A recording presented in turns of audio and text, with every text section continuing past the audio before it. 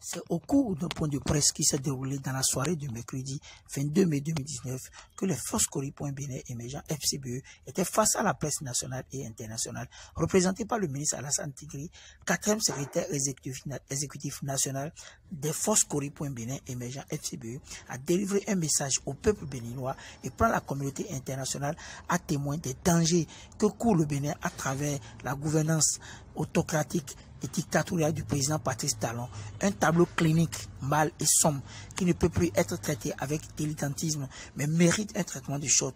Une concentration des efforts de tous a été présentée aux journalistes à ce point de presse depuis leur siège national, 6 Agbodio Mairie.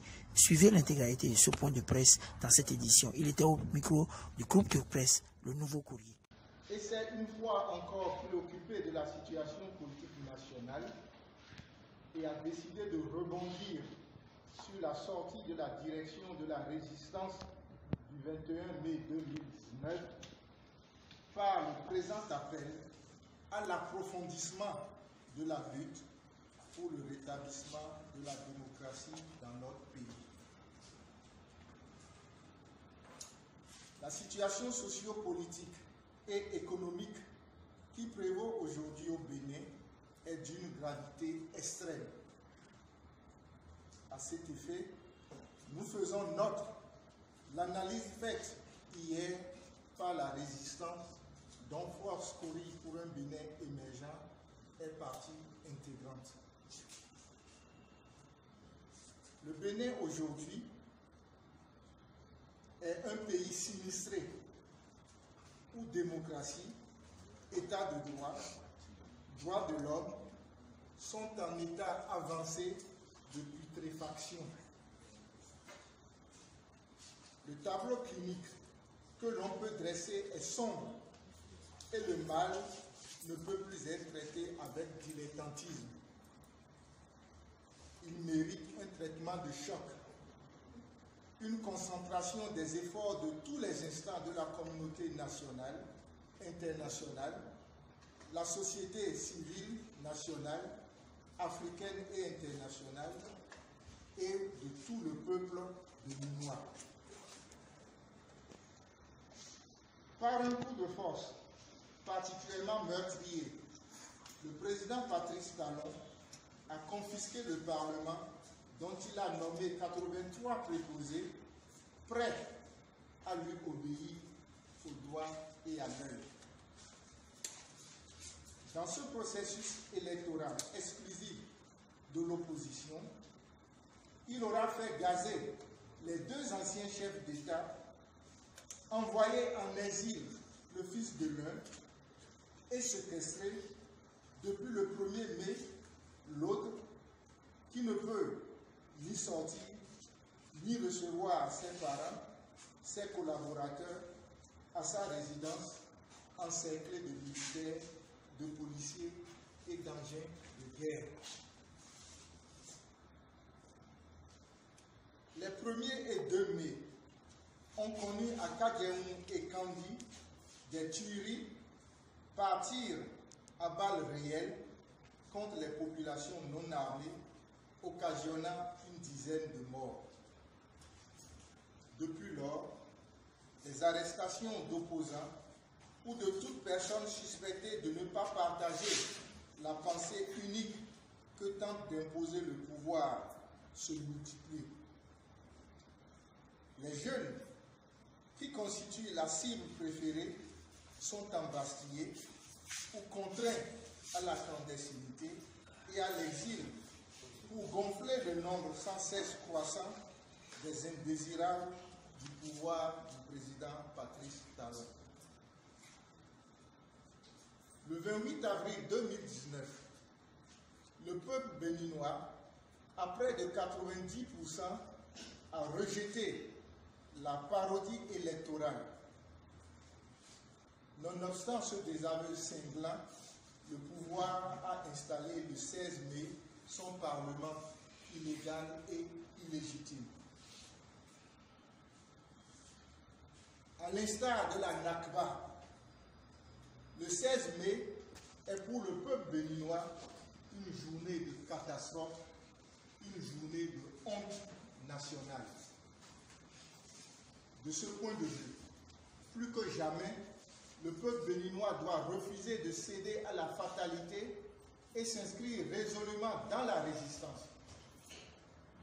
Nos militants doivent davantage faire preuve d'abnégation, d'esprit de sacrifice et de créativité pour inventer toute forme légale de lutte capable de nous faire vaincre la dictature et renouer avec les acquis de la conférence des forces vives de la nation. Ce tableau, pour le moins sombre, dans lequel s'enfonce irrémédiablement chaque jour le Bénin, jadis fleuron en Afrique de la démocratie et des droits de l'homme, fait de lui un pays en danger. Par les pratiques inhumaines et dégradantes que les dirigeants infligent aux populations, le Bénin se met de plus en plus au banc de la communauté internationale. Celle-ci doit réagir et une fois encore en faire un pays de concentration de ses efforts une priorité.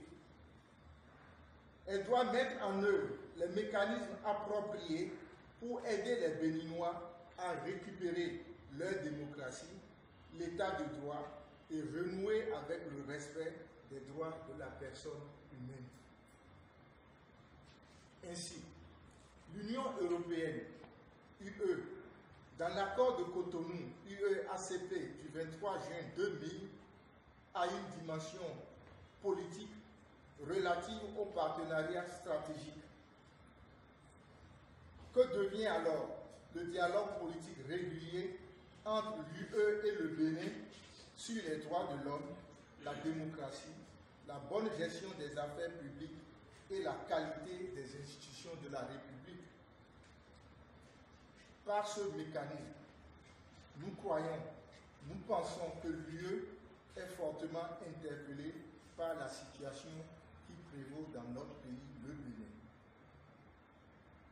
La Commission africaine des droits de l'homme et des peuples, CADHP, en charge de veiller sur la situation des droits de l'homme sur le continent et dans chacun des pays membres, dont le Bénin, est interpellée par la mise sous boisseau des libertés, les embastillements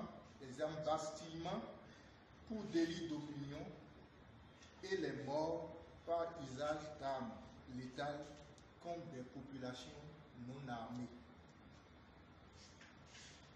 La CEDEAO et l'UA, dont notre pays est membre, sont interpellés par la situation de non-droit en cours dans notre pays au regard des protocoles sur la bonne gouvernance et la charte africaine de démocratie. Nos deux organisations régionales et continentales devront prendre plus à cœur le dossier du Bénin et en faire une préoccupation de tous les instants.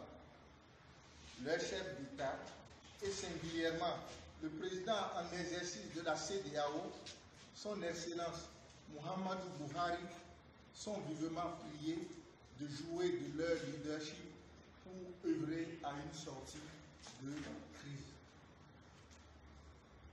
Les États-Unis, en tant que première puissance mondiale et grand pays de démocratie, prendront leur part de la lutte pour la démocratie du peuple béninois en mettant en exergue le volet respect des droits de l'homme et de la bonne gouvernance du MCA signé par notre pays.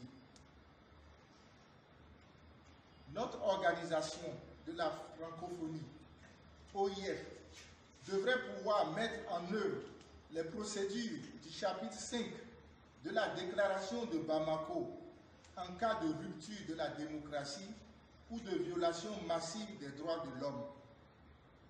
Dans tous les cas, il est hautement souhaitable que notre organisation commune rompe avec son silence, car de toute évidence, un pays membre qui a beaucoup apporté comme le Bénin sombre actuellement corps et âme dans une zone de non-droit. La société civile nationale dont les Béninois ont été si fiers pendant près de 30 années, est devenu inaudible aujourd'hui, où notre pays est en danger et a besoin plus que jamais de toutes les voix pour crier haro sur la mort programmée de la démocratie, de l'état de droit et réclamer la fin de cette violation massive des droits de l'homme. Notre société civile doit renouer avec son rôle de vigile et alerter ses homologues africains et internationaux pour organiser la sauvegarde du Bénin. Par ailleurs, nous en appelons aux forces de sécurité publique et à l'armée pour qu'elles soient résolument du côté du peuple. Cet engagement qu'ils avaient pris jadis à la conférence nationale prend dans le contexte actuel un relief particulier qui les interpelle dans leur conscience et leur patriotisme. Ce qui arrive à notre pays, le Bénin, montre à souhait que la démocratie, l'état de droit et le respect des droits de l'homme ne sont jamais des acquis irréversibles. L'état de veille doit rester permanent. Nous sommes dans une situation de reflux, mais ForceCorry.Bénin émergent reste optimiste car nous pensons fermement que le génie du peuple béninois, avec l'aide sans faille et prioritaire de la communauté internationale, avec cette aide, nous sortirons du creux de la vague. La démocratie et l'état de droit renaîtront. Nous remercions la communauté internationale pour l'intérêt qu'elle porte à notre pays. Cependant, nous souhaitons son implication plus forte et immédiate. La situation du Bénin appelle la communauté internationale à oser une ingérence humanitaire. Que le Bénin devienne un pays prioritaire de concentration de ses efforts. C'est un SOS, un cri de cœur, un appel à assistance à pays en danger que nous lançons à la communauté internationale, la société civile nationale, africaine et internationale.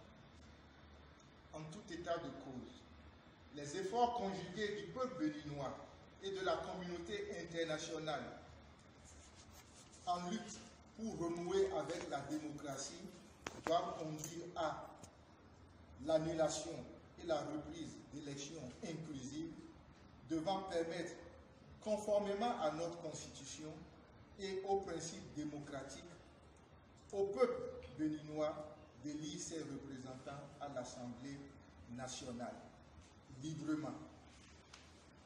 La fin des arrestations et persécutions de tout genre, dont la séquestration en cours de l'ancien président Boni Yayi.